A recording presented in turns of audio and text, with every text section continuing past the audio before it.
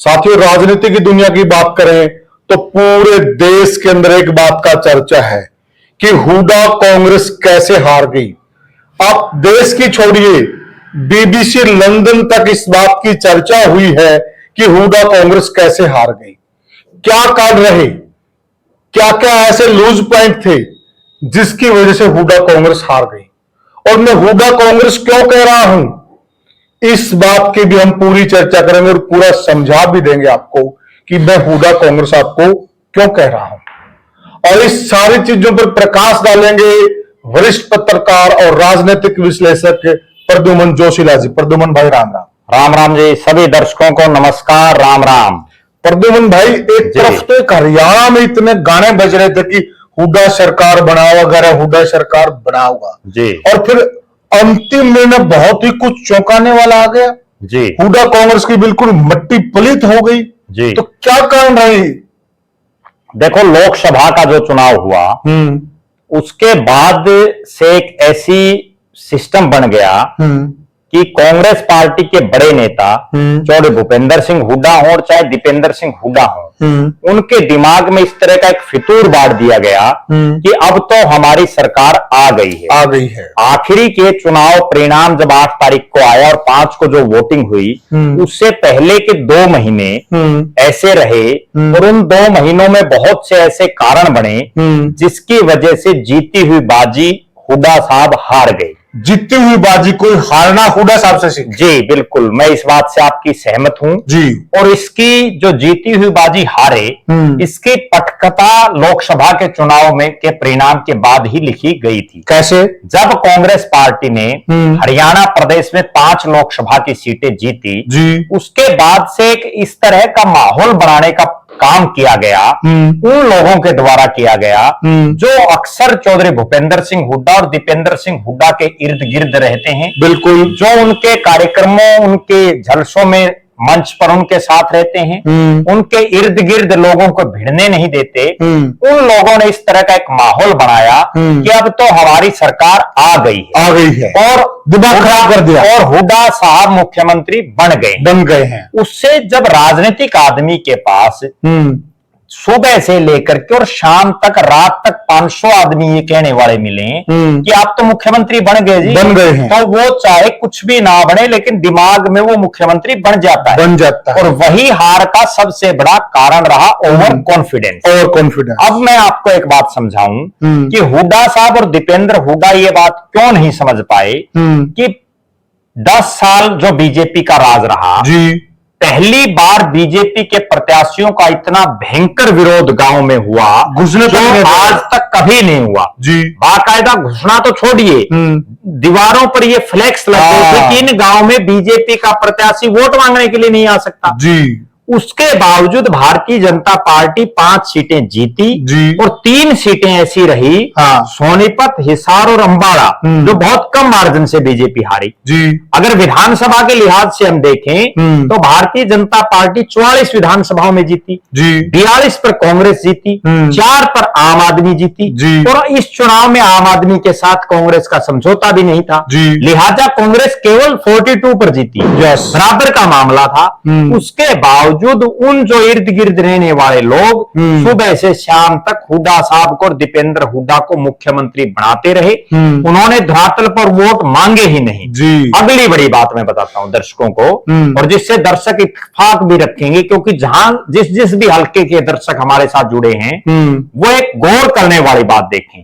आपके हल्के में जितने कांग्रेस के दावेदार हैं जी, जो स्वयंभू दावेदार भी बहुत से बने हुए थे, जो लगातार हुड्डा साहब की कोठी पर हाजिरी मारने में लगे रहे, जो लगातार हुड्डा और दीपेंद्र हुड्डा के कार्यक्रमों में रहे, चाहे वो किसी भी छोर पर कार्यक्रम हो हरियाणा के जी, वहां तो वो गए, लेकिन उन्होंने कभी गांव के लोगों को या मोहल्ले में या शहर में ये नहीं कहा कि हुड्डा साहब को या कांग्रेस को वोट दें। वो केवल हाजिरी मारने तक सीमित रहे। बहुत से ऐसे नेता हैं। प्रद्युमन भाई, इसमें एक चीज और हम जोड़ सकते हैं जी।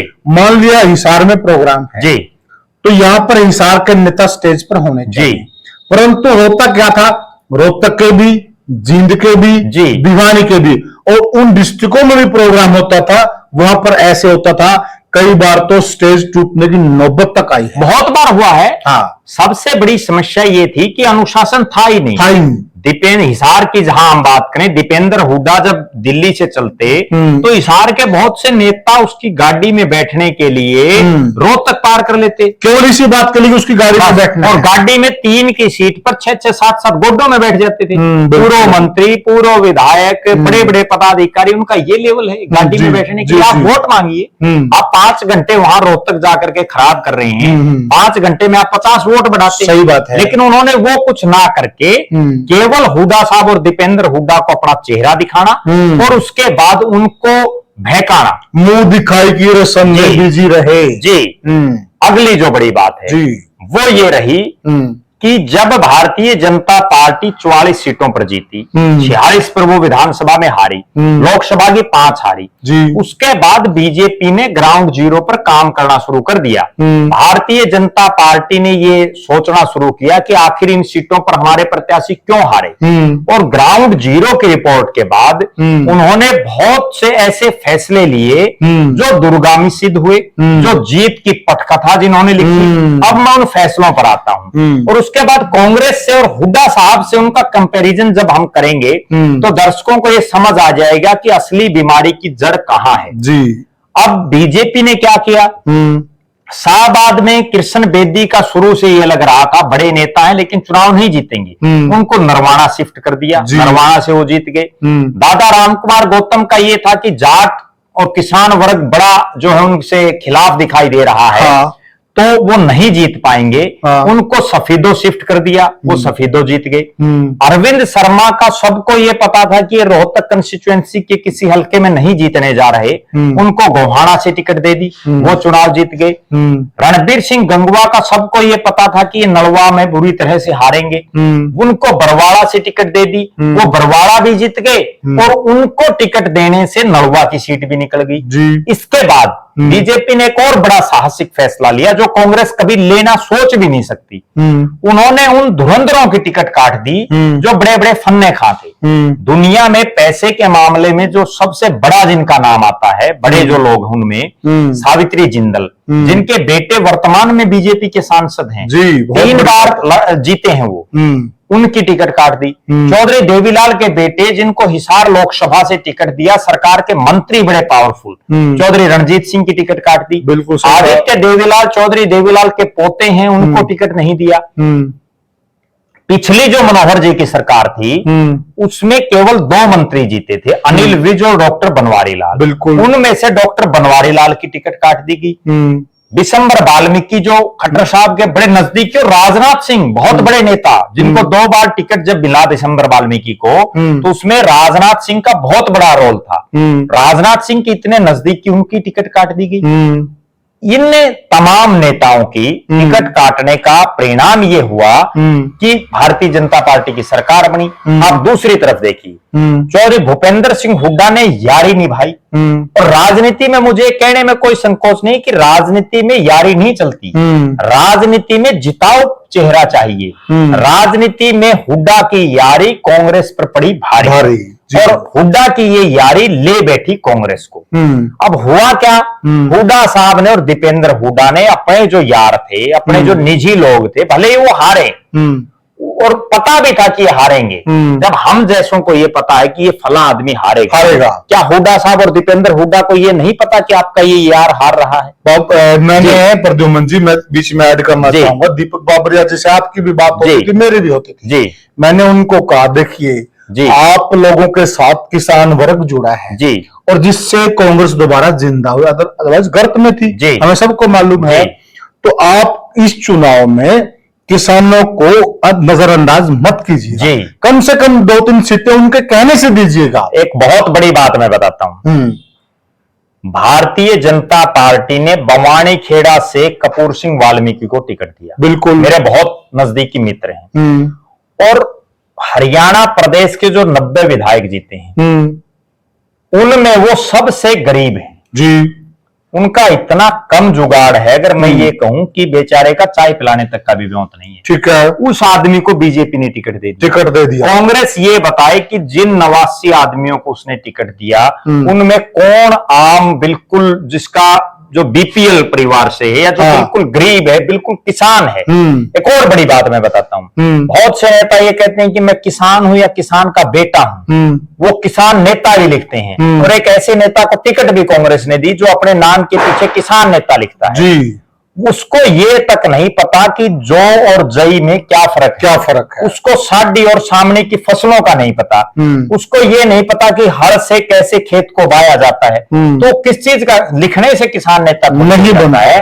आप 89 के 89 प्रत्याशियों का आप डाटा उठा करके देखिए, आपको अंदाजा लग जाएगा। और दूसरी तरफ आप भारतीय जनता पार्टी के प्रत्याशियों को उठा करके प्रद्युमन भाई, इसमें एक चीज ऐड कीजिए। एक क्षेत्र के बहुत बड़े किसान नेता जी, उनके पास टिकट मांगने के लिए अगर यहाँ से बहुत सारे लोगों को लेके गए दिल्ली में जी, और हुड्डा साहब ने उनसे ढंग से बात करने की बजाय एक तो उनको अंदर ही नहीं बुलाया कोठी के, बाहर ही गाड़ी में जाते जाते मिले, कहीं न कहीं किसान नेताओं का तिरस्कार था और फिर उनको बोला कि जाइए जाइए आप काम कीजिए। इस प्रकार का अहंकार, बिल्कुल निश्चित रूप से आप जो बात कह रहे हो, अभी हम उस जो मेन जो टॉपिक है उस पर भी आएंगे जी, कि आखिर के 2 महीने में कैसे हारी। उससे पहले 1 मिनट की मैं एक छोटी बात और बता दूं, बीजेपी ने हारने के बाद ग्राउंड जीरो पर काम किया और कांग्रेस ने केवल भूपेंद्र हुड्डा, दीपेंद्र हुड्डा और उदय भान ने बड़ी बड़ी जनसभाएं किया, दिल्ली में अपनी कोठी पर लोगों से मिले। दीपेंद्र सिंह हुड्डा मेरे बहुत बढ़िया मित्र हैं, अच्छे संबंध है मेरे, आज भी संबंध हैं और मैं कभी किसी से संबंध बिगाड़ता भी नहीं और किसी को बिगाड़ने भी नहीं चाहिए।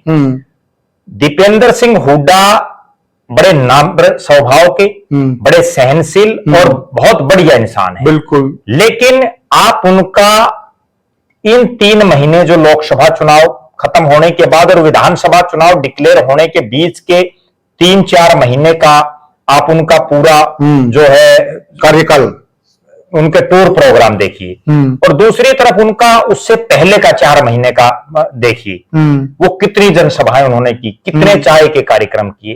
अब तो उनके दिमाग में इस तरह का एक फितूर बांट दिया गया कि हमारी सरकार आई बड़ी है, सिर्फ बड़ी बड़ी भाषणबाजी करो, फालतू कुछ नहीं है जरूर। अगली बात, आखिर के 2 महीने में कैसे सिस्टम चेंज हुआ, मैंने भी ये देखा है और कांग्रेस के बहुत से नेताओं के मेरे पास फोन भी आए जिन्होंने ये बताया कि भूपेंद्र सिंह हुड्डा और दीपेंद्र सिंह हुड्डा का चुनाव घोषित होने से 1 महीने पहले दिमाग इतना खराब कर दिया गया था कि उन्होंने वर्करों से, कार्यकर्ताओं से बात करना सही ढंग से नहीं समझा। जिन 30-30 टिकटार्थियों को थापी मारी गई थी उनसे नजरें तक उन्होंने नहीं मिलाई। अगली बड़ी बात, बहुत से लोग जो टिकट मांगने के लिए गए उनसे सही ढंग से बात नहीं की। कहीं ना कहीं जो घमंड था वो इस कदर हावी हो चुका था कि बहुत से नेता जो राजनीतिक गलियारों में एक चर्चा है और बहुत से लोगों ने मुझे भी बताया है कि हुड्डा साहब, वो ऐसे बोलते हैं, जो उनकी वर्डिंग है कि इतना अच्छा माहौल हमारा है कि हुड्डा साहब अगर किसी कुत्ते के गढ़ में भी टिकट मान देंगे तो वो भी चुनाव जीत जाएगा। अहंकार। जबकि हकीकत ये है कि चुनाव आखिरी समय तक लड़ा जाता है, क्या पता कब कहां क्या हो जाए। बड़े बड़े तुर्रम खां हारे हैं, दुश्मन को भूपेंद्र हुड्डा भी हारे हैं, भूपेंद्र सिंह हुड्डा भी चुनाव हारे हैं, चौधरी बंसीलाल हारे हैं, चौधरी भजनलाल हारे हैं, नायब सिंह सैनी हारे हैं, कौन नहीं हारा चुनाव, राहुल गांधी, चौधरी देवीलाल हारे, राहुल गांधी हारे, बड़े बड़े फन्ने खां चुनाव हार जाते हैं। घमंड राजनीति में कभी किसी का नहीं चला, राजनीति में नहीं, घमंड तो कभी भी किसी का नहीं चलता। अगली जो बात है, मैं एक उदाहरण के माध्यम से बताता हूं जो हास्य के कांग्रेस के नेताओं ने मुझे बताया। हास्य के कांग्रेस के नेता चौधरी भूपेंद्र सिंह हुड्डा के पास मिलने के लिए गए और हास्य एक ऐसा विधानसभा क्षेत्र है जिसमें शहरी क्षेत्र भी और ग्रामीण क्षेत्र भी है, ग्रामीण वोटर भी हैं। तो वो जब गए तो उन्होंने ये कहा कि हुड्डा साहब शहर से बीजेपी टिकट देगी, आप ग्रामीण इलाके में टिकट दे दीजिए और हम आसानी से जीत जाएंगे। हुड्डा साहब ने उनकी बात ना सुनते हुए उनको ये कहा कि मैं जिसको टिकट दूं उसको जिताओ। फालतू कुछ सुनना ही पसंद नहीं करते, वो ये नहीं पूछता बल्कि उनको ये पूछना रहे थे, भाई आप ये बताओ कैसे जीत सकते, कम से कम उसको समझते तो ग्राउंड जीरो की रिपोर्ट को। लेकिन उन्होंने नहीं माना। आपने जो बरवाड़ा का जिक्र किया, बरवाड़ा के बहुत से कांग्रेस के नेता जो है यहाँ से अपने समर्थकों को भी, किसानों को भी, बहुत से लोग गए और उन्होंने हुड्डा साहब को एक बात समझाने का प्रयास किया कि रामनिवास घोडेला चुनाव नहीं जीतते, आप ये टिकट किसी और को दे दीजिए, नहीं किसी को भी दे दीजिए। लेकिन हुड्डा साहब ने वही अपना यारीपना निभाया, उन्होंने घोडेला साहब को टिकट दी, वो चुनाव हार गए। 80 में मक्कड़ साहब को टिकट दी, वो चुनाव हार गए। जहां जहां भी हुड्डा साहब और दीपेंद्र हुड्डा ने इस तरह के काम किए और जिन यारों को टिकट देने का काम किया, उनमें आप देखिए, मैं दर्शकों को एक उदाहरण देता हूं। राजेंद्र सिंह जून को टिकट दी, वो चुनाव हारे, सबको यह पता था कि वो चुनाव नहीं जीतेंगे। जयवीर खरखोदा को टिकट दी, जयवीर वाल्मीकि को, वो चुनाव हारे। जगबीर सिंह मलिक को टिकट दी, वो चुनाव हारे। धर्म सिंह छोकर को टिकट दी, वो चुनाव हारे। राव दान सिंह को टिकट दी, वो चुनाव हारे। नीरज शर्मा को दी, सुरेंद्र सिंह पंवार को दी, रामनिवास घोडेला को दी, सोमवीर शोराण को दी। जिन भी खासम खासों को टिकट दी वो तमाम चित गए, सारे यार हार गए। जी, सारे यार हार गए और इसी वजह से कांग्रेस सत्ता से दूर हो गई। अगर इन्हीं 10-12 लोगों की टिकट काट करके जमीनी नेताओं को टिकट देते तो परिणाम कुछ और होता। इसमें यह भी कह सकते हैं हम कि यार ले गए बीजेपी को पार। जी, बिल्कुल बिल्कुल कहा जा सकता है, कोई कह सकते हैं हम जी। तो साथियों, सबसे बड़े कारण यही रहे और अहंकार इसमें एक बहुत बड़ा रोल था। सारे के सारे जो पॉइंट थे हार के कि क्यों हारी हुड्डा कांग्रेस से, भाई प्रद्युम्न ने एक एक चीज को बिल्कुल खोल के रख दिया।